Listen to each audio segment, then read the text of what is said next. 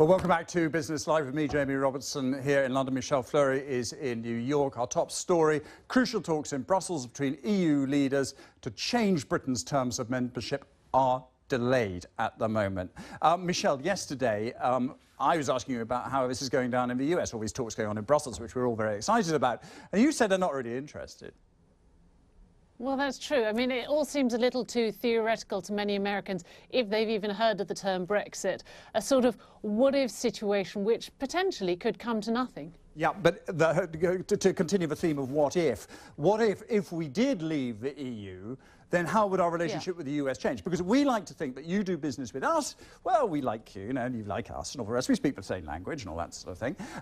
But if we weren't part of the EU, would you like us quite so much? The special relationship. Well, look, that's a question I've been putting to trade experts here in the United States. Myers of Keswick, a little slice of the UK here in New York. Expats and Anglophiles have flocked to this shop for decades to get their Brit fix. The relationship between the US and the UK is indeed a cosy one. But what would a possible Brexit do to this special relationship? Take trade, for instance. Would UK imports suddenly be subject to trade barriers if they left the EU? According to this man, US Trade Representative Michael Froman, the US isn't keen on cutting a separate free trade deal with Britain if it left the European Union. And it may not be bluster. This law professor says the US is currently focused on deals with other big blocs, from the recently agreed pact with 11 Pacific economies to the one it's currently negotiating with the EU. The kinds of deals that the US is looking for are the so-called platform deals, the big regional trade pacts, where the benefits are so great that the cost of trying to obtain those deals are worth it. And second, where you can have a big deal where the other countries can later on join. And the UK deal alone doesn't meet that test. So what's at stake? The US is Britain's second biggest export market after the EU. Americans bought more than $54 billion worth of goods from the UK in 2014.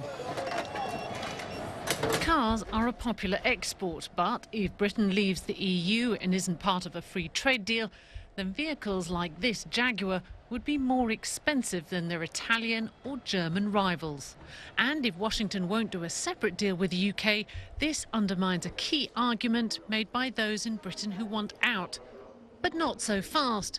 Brexit supporters can count on some backing from Conservatives. I think that in the case of the United States and Great Britain, a free trade agreement could be concluded very rapidly. After all, the economic and historical and foreign policy links between the United Kingdom and the United States are very, very deep. Even among Anglophiles, the Brexit saga has passed many Americans by.